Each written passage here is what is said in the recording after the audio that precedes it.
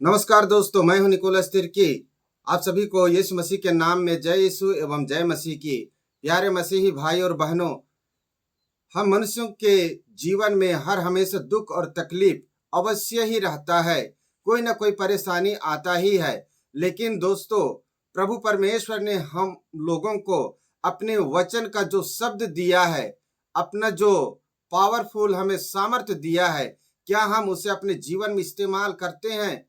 तो प्यारे मसीही भाई और बहनों, आइए, परमेश्वर ने हमें हमारे जीवन में होने वाली दुख और तकलीफ से बाहर निकलने के लिए कौन सा सामर्थ्य दिया है, कौन सा पावर दिया है, आज हम उसे जानने वाले हैं। और दोस्तों, जब आप इसे जान जाएंगे तब आप इस सामर्थ्य को अपने जीवन में प्रकट कीजिएगा, अपने जीवन में बोलिए, क्योंकि यह बहुत ही महत्वपूर्ण और शक्तिशाली यीशु मसीह के नाम से सामर्थ और परिपूर्ण है। इसलिए इस वचन को, इस शब्द को आप अपने जीवन में अंगीकार कीजिए, घोषणा कीजिए और अपने जीवन की हर दुख तकलीफ से दूर हो जाइए।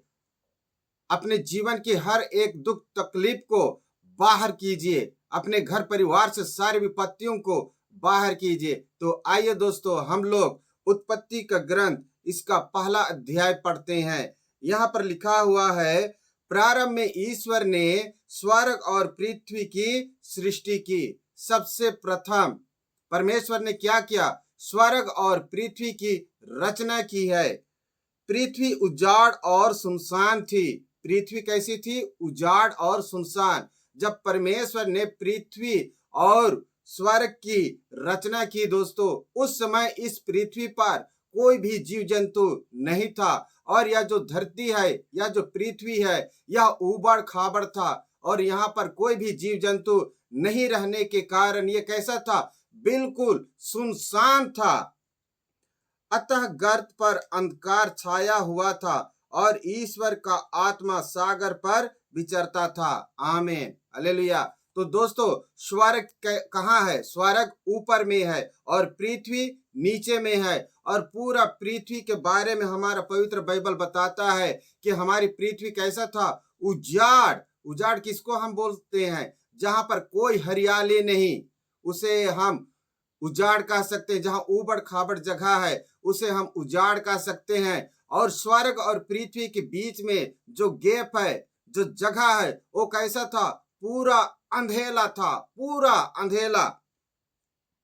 और उस अंधेले में परमेश्वर का आत्मा क्या करता था? विचरता था। दोस्तों, हमारा परमेश्वर कौन है? रोमियो के अध्याय में लिखा हुआ है, ईश्वर तो आत्मा है। यानी कि हमारा परमेश्वर ही उस अंधकार में क्या करता था? विचरण करता था, टहलता था, इधर उधर आना जाना करता था। ईश्वर ने कहा प्रकाश हो जाए, और जब परमेश्वर ने अंधकार को देखा तब उसने क्या कहा? प्रकाश हो जाए। और आगे लिखा है, और प्रकाश हो गया, और प्रकाश हो गया। आमीन, हालेलुया। प्यारे मसीही भाई और बहनों, क्या वहां पर प्रकाश पहले से मौजूद था? या कहीं पर परमेश्वर ने प्रकाश को किसी जगह पर सुरक्षित रखा हुआ था? नहीं रखा था। लेकिन परमेश्वर ने क्या किया? प्रकाश को ऐसे बुलाया जैसे उसे किसी जगह पर सेव करके रखा गया है, सुरक्षित करके रखा गया है।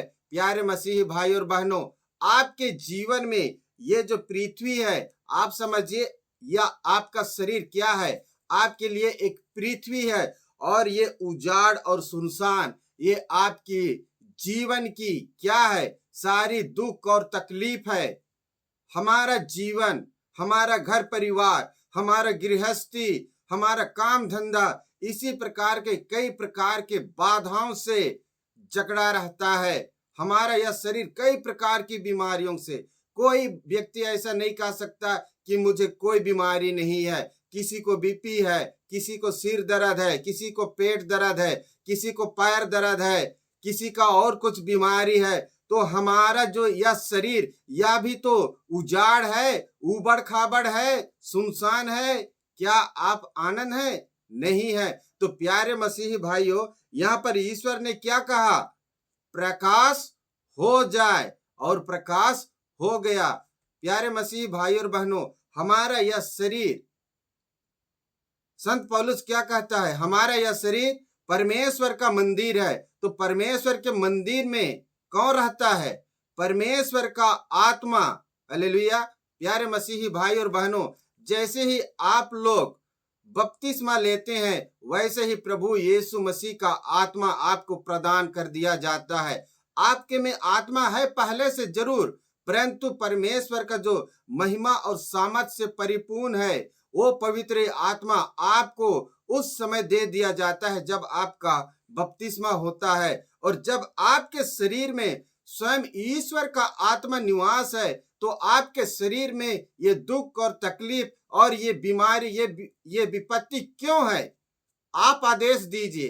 क्यों? क्योंकि आपके शरीर में स्वयं परमेश्वर का आत्मा है। और यहाँ देखिए परमेश्वर ने क्या कहा, अंधकार आपके जीवन में विपत्ति वो क्या है?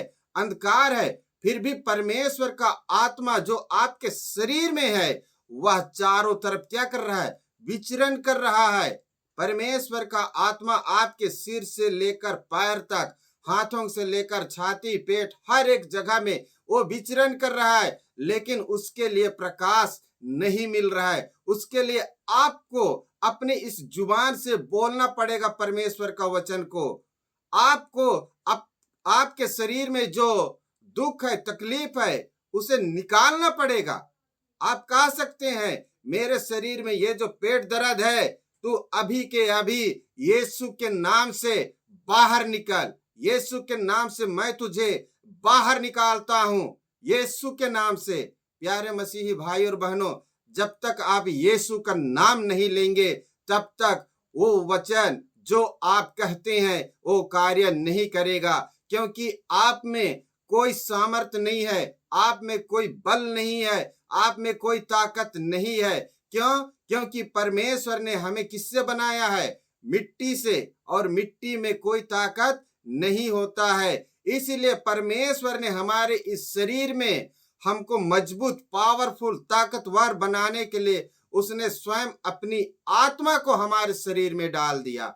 आमीन, हालेलुया। इसलिए प्यारे मसीह भाई और बहनों, हमारा यह शरीर अब केवल मिट्टी का शरीर नहीं है, परंतु परमेश्वर की आत्मा से परिपूर्ण है। और परमेश्वर का सामर्थ्य क्या है? ओ देखो, वाणी से क्या किया? स्वर्ग और पृथ्वी को बनाया, इस सारे संसार को बनाया है। केवल मनुष्य जाति की इस जो हमारा यह नाश्वर शरीर है, इसे ही केवल परमेश्वर ने अपने हाथों से बनाया है। बाकी हर एक चीज हमारे पिता ईश्वर ने अपने शब्दों के सामर्थ्य से बनाया है। तो वही परमेश्वर का आत्मा आपके शरीर में है। और परमेश्वर ने आपको बोलने के लिए यह जीभ दिया है, यह मुंह दिया है, यह वाणी दिया है। तो आप परमेश्वर का नाम लेके वचन को हथियार बनाकर अपने जीवन की सारी दुख और तकलीफ को आज्ञा दीजिए, कमांड कीजिए यीशु के नाम से। और प्यारे मसीही भाई और बहनों, जब आप कमांड करते हैं, अपने शरीर की सारी दुख और तकलीफ को बाहर निकालते हैं, आप परमेश्वर को धन्यवाद दीजिए। जब तक आप परमेश्वर को धन्यवाद नहीं देंगे, उसकी स्तुति नहीं करेंगे, परमेश्वर का वह वचन जो आपने अपनी बीमारी के लिए घोषणा किया है वह काम नहीं करेगा। तो प्यारे मसीही भाई और बहनों, मैं उम्मीद करता हूं कि आप लोगों को यह आज का संदेश बहुत ही ताकतवर बना देगा, क्योंकि आप जब इस तरह से अपनी हर एक बीमारी को यीशु के नाम से डांटेंगे,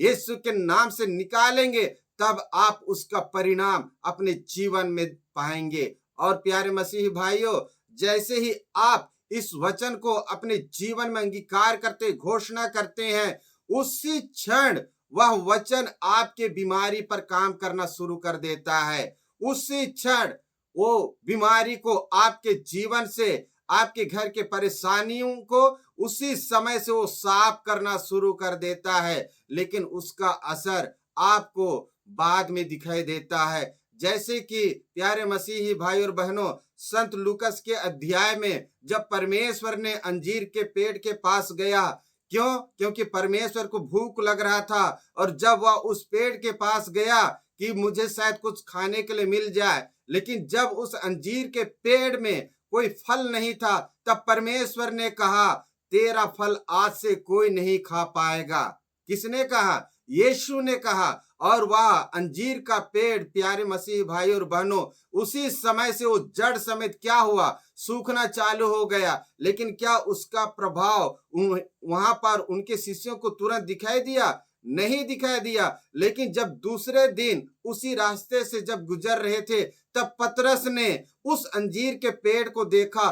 तब उसे याद आया कि यीशु ने उसे क्या कहा था? आज के बाद तेरा फल कोई ना खा पाएगा। तब वो कहता है, हे प्रभु, देखिए, आपने उस अंजीर के पेड़ को साफ दिया था, वह जड़ से सूख गया है। तब यीशु ने कहा, जो तुम अपने मुंह से बोलते हो उस शब्द को विश्वास के साथ बोलो और उस विश्वास को कायम रखो।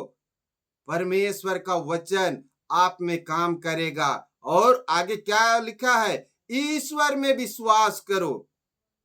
आप जो घोषणा करते हैं उसे आप किसके नाम से घोषणा करेंगे? ईश्वर के नाम से। और हमारा ईश्वर कौन है?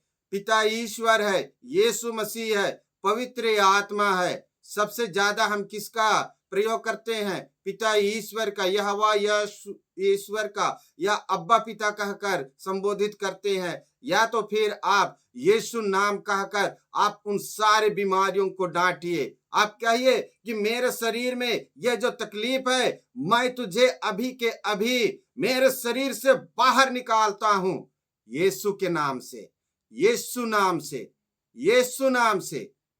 इस तरह से आप घोषणा कीजिए और अपने जीवन की सारी तकलीफों को दूर कर दीजिए मसीह भाई और बहनों, और परमेश्वर का वचन को, परमेश्वर की महिमा को अपने जीवन में पाइए और अपना गवाही दीजिएगा। प्यारे मसीही भाई और बहनों, यह संदेश आप लोगों को कैसा लगा? मैं उम्मीद करता हूं यह आप लोगों को और भी अधिक परमेश्वर के वचन में मजबूत किया होगा। प्यारे मसीही भाई और बहनों, यदि आप लोगों को यह वचन अच्छा लगा तो मुझे सब्सक्राइब करके मुझे जरूर सपोर्ट कीजिए और मेरे चैनल को लाइक और शेयर जरूर कीजिए। धन्यवाद।